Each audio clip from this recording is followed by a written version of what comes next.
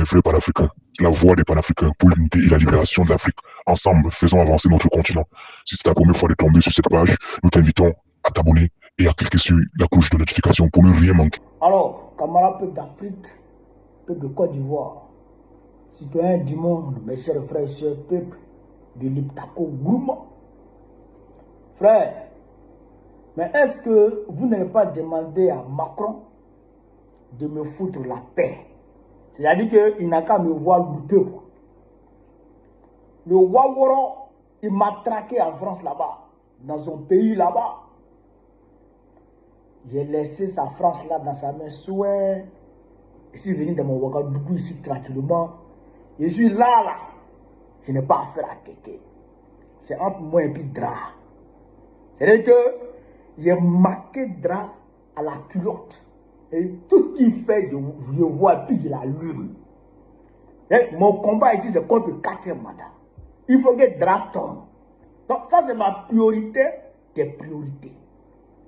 Mais Macron n'est pas content. Il veut que je l'allume. C'est un mazo. C'est un mazo. Il fait faire un reportage qu'ils ont publié sur la page officielle de l'Assemblée nationale française, LCP, Assemblée nationale française. Vous pouvez aller voir la page, la vidéo en question, le reportage en question.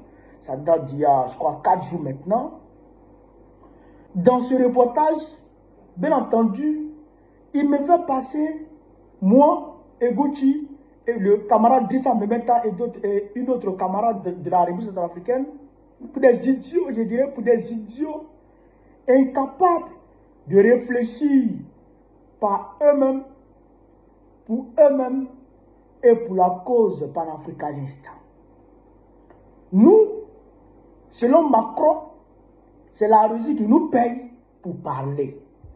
C'est-à-dire que le même narratif, c'est la Russie qui nous paye pour parler. On va écouter l'élément vidéo. Et puis, on ne connaît pas de côté. Macron, j'ai lui dit son nom, son vrai nom aujourd'hui. Il va prendre Dra. Quand l'Afrique, on est parti. Nous nous sommes procuré ce document. Il est issu d'un organe chargé de la propagande russe. On y découvre que des blogueurs africains basés au Mali, en Centrafrique, en Côte d'Ivoire, sont payés par Moscou pour poster du contenu favorable au Kremlin ou critiquer la France. Chasser la France, chasser les forces du mal, la France, elle dégage. L'Afrique n'est pas menacée par la famine, ni par une supposée influence russe, mais par vous, Emmanuel Macron. Dans le document, on trouve le nombre d'abonnés des auteurs et entre parenthèses la somme qu'ils ont touchée pour poster leurs vidéos. Ici, 500 $. Enfin, il y a les preuves de paiement. Des reçus de sommes en cash et de virements effectués pour financer ce qui est appelé ici des campagnes digitales de blogueurs.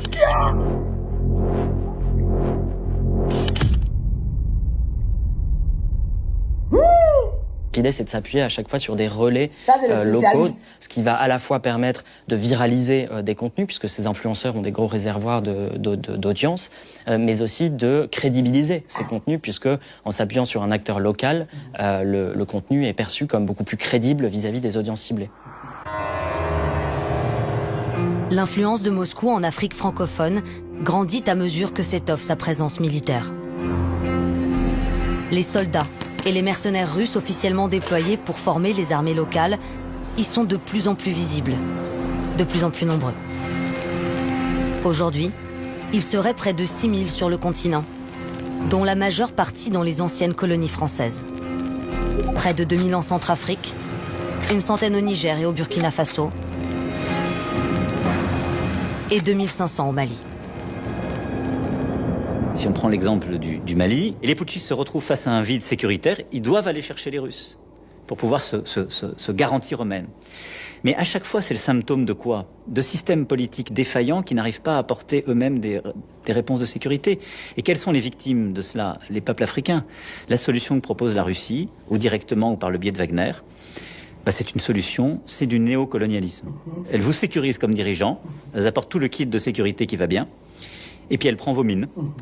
Elle prend votre système d'information et elle met le pays sous cloche et elle pompe ce qu'elle peut pomper. Voilà. Elle se paye. Voilà. C'est pas de l'aide publique au développement, Wagner. C'est bon, ferme ta gueule. Ferme ta gueule, petit Macron. Ferme ta gueule. Donc, chers camarades d'Afrique, les plus avisés ici savent que Macron est dans la désinformation totale. C'est-à-dire que c'est leur narratif qu'ils sont en train de tenter, tant bien que mal, de faire entrer ça dans l'opinion française et l'opinion européenne. Mais en réalité, ça ne passe même pas dans leur opinion. Parce que moi, je suis allé voir les commentaires sous le reportage en question, mais les commentaires sont négatifs. Les commentaires sont négatifs. Mais les gens disent, mais vous êtes encore dans ça? Vous êtes encore dans ce narratif de diabolisation de la Russie? À l'heure où les gens sont en train de travailler, Donald Trump est en train de travailler avec Poutine, vous êtes encore dans ça? C'est les citoyens français eux-mêmes qui disent ça comme ça. Allez, vous comprenez? Déjà, le reportage là, en tout cas, nous concernant, moi me concernant, c'est faux. Et je dirais, et Gucci, dit ça Mementa que je connais bien, et la camarade de la République centrafricaine, là, elle, je n'ai jamais parlé avec elle, mais je voyais ses vidéos à un moment. Est-ce que vous comprenez? Mais, ils disent que moi, je suis basé en Côte d'Ivoire. C'est-à-dire que Macron lui-même, là, il n'a même pas donné tous les éléments à ceux qui devraient faire le reportage. La DGSE même, là, n'a pas donné tous les éléments à ceux qui devraient faire le reportage. Et c'est la même chose, c'est le même problème auquel ils étaient confrontés quand ils ont tenté, d'accord, de me faire extrader vers la Côte d'Ivoire. Ils sont allés dire que mon passeport est périmé. Or, mon passeport était à jour. Parce que la validité de mon passeport courait jusqu'en 2028. Bon, là, ils ont bloqué mon passeport à Paris là-bas, mon passeport ordinaire, là, mon passeport ivoirien. Là. Ils ont ça à Paris là-bas. J'ai fait mains et pieds. Mes avocats ont envoyé le courrier. Ils ne veulent pas donner mon passeport. Alors, vous comprenez? Donc, ils se sont trompés. Donc, ça veut dire que c'est des menteurs. C'est des mythos. Et tout le monde sait que c'est des mythos. La vidéo en question, le petit élément vidéo qu'ils ont utilisé là, mais concernant là. Mais cette vidéo, elle date de 2022. Moi, je me rappelle très bien. J'étais à Sarcelles, dans le 95, en Ile-de-France. Ça date de 2022. Mais 2022 même là, moi-même, je n'avais même pas encore commencé d'abord à soutenir, c'est-à-dire à faire les petites analyses que je fais maintenant, depuis 2023, que je fais sur la guerre russo-ukrainienne. Mais je n'avais même pas commencé à faire ça. Je n'avais même pas commencé à faire ces vidéos-là. Moi, je défendais la République centrafricaine. Parce que Bozizé, avec les barbouzes de la France, avait tenté de renverser le président Touadéra. Bangui était encerclé en janvier 2021, si ma mémoire est bonne. En janvier 2021. Est-ce que vous comprenez ça? Donc, nous avons mené la communication avec Afrique Média, avec le camarade de Gucci et la soeur que vous avez vue là. On a mené la communication. Dans le même temps, il y avait la CEDEAO qui avait imposé les sanctions, l'embargo sur le Mali en 2022. Donc, nous, l'embargo c'était fin 2021-2022. Je crois que c'était décembre 2021, rentré dans 2022. C'est pourquoi la journée de la souveraineté retrouvée au Mali a été instituée le 14 janvier. Parce que le 14 janvier 2022, il y a eu la grosse manifestation. Il y a eu la grosse manifestation internationale pour soutenir la transition malienne dirigée par Assimi Goïta.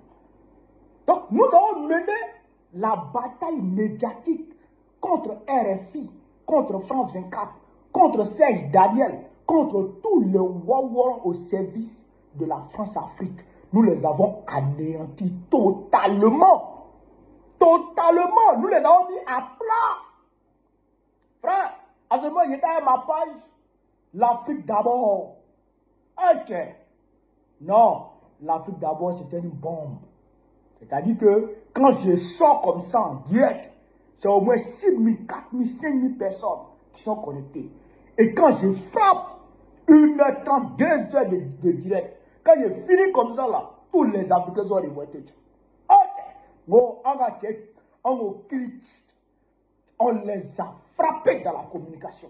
À ce moment, Kémy Seba, Belle le cerveau, Nathalie Yam, Franklin Yamsi, Tcheto. C'était un dispositif de malade. On les a anéantis. Donc, ça là, c'est resté dans leur tête. Donc, c'est ça, ils sont allés prendre ma vidéo de l'époque. C'est ça, ils disaient que ça, c'est dans leur fichier là-bas, la DGSE. Ça, c'est dans leur fichier là-bas depuis longtemps. Ben, je les ai traumatisés. À ce moment, il y a eu l'épisode des 49 mercenaires du Draman. Donc, notre fado là, si on va pas les rendre fous, si on va pas les rendre fous, les communicants, des draps là, eux-mêmes se cherchent. Tellement qu'on est en train de les aligner. Donc, pour eux, un homme, un Africain, non, ils savent trop. Mais ils veulent faire comprendre, ils veulent faire croire à leur opinion qu'un Africain comme Babo Koné, comme Eguchi, comme Drissa Mementa, comme la sœur de la République africaine, là, ne peut pas se lever comme ça de lui-même, mener ce combat-là, sans que quelqu'un ne lui ordonne. C'est-à-dire qu'ils veulent faire croire à leur opinion. Mais leur opinion même, c'est pas ça. Et j'ai compris ça. C'est ce qu'ils veulent faire croire à leur opinion. Mais ce n'est pas aux Africains qui veulent faire croire ça, mais c'est à leur opinion. C'est pourquoi ils ont mis ça sur la page de l'Assemblée nationale française. C'est à leur opinion, ils veulent faire croire ça. Ben, puisqu'ils m'ont traqué en France, ça a fait un tollé. Donc, les Français se posent des questions. Mais ce jeune-là, qu'est-ce qu'il a fait? Puisque devant le centre de détention où j'étais retenu, les Africains presque dormaient là-bas, on les chassait même le soir. On les chassait même.